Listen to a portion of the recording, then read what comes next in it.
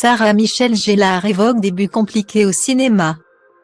À la fin des années 1990, Sarah Michelle Gellar se faisait connaître du grand public dans Buffy contre les vampires.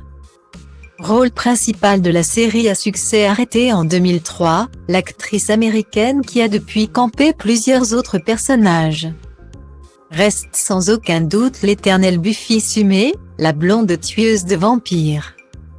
Si elle a acquis une notoriété internationale et immuable grâce à cette production, la carrière de l'américaine n'a cependant pas toujours été un long fleuve tranquille. Aussi, elle se souvient d'un début de parcours au cinéma pavé d'embûches et fait de tournage à l'ambiance nocive. Invitée de l'événement Power Women Summit, qui donne la parole à plusieurs femmes influentes dans le milieu du divertissement, organisé par le site internet de Oprah mercredi à Los Angeles. Sarah Michelle Gellar est revenue sur ses débuts devant la caméra, dont elle garde un souvenir quelque peu amer.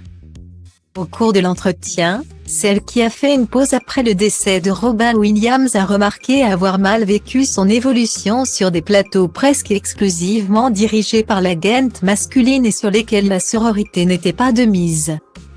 Pendant si longtemps, j'ai été sur un plateau qui, je pense, était connu pour être un plateau masculin et extrêmement toxique, a-t-elle remarqué. Avant de poursuivre, et donc c'était ancré dans ma tête que c'était ça quoi tous les plateaux ressemblaient. Et que les femmes étaient montées les unes contre les autres, que si les femmes devenaient amies, alors nous devenions trop puissantes, donc vous deviez garder cela à distance. Guillemets. Si la star n'a pas énoncé directement le nom du créateur de Buffy contre les vampires, Joss Whedon, elle avait cependant soutenu Charisma Carpenter, l'interprète de Cordelia Chase dans la série, lorsque cette dernière avait dénoncé publiquement le harcèlement perpétré par le réalisateur sur le tournage.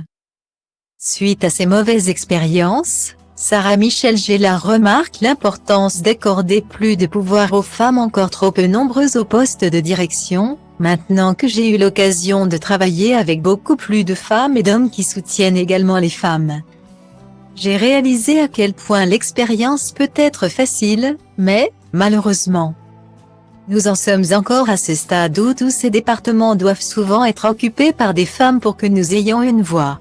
Guillemets.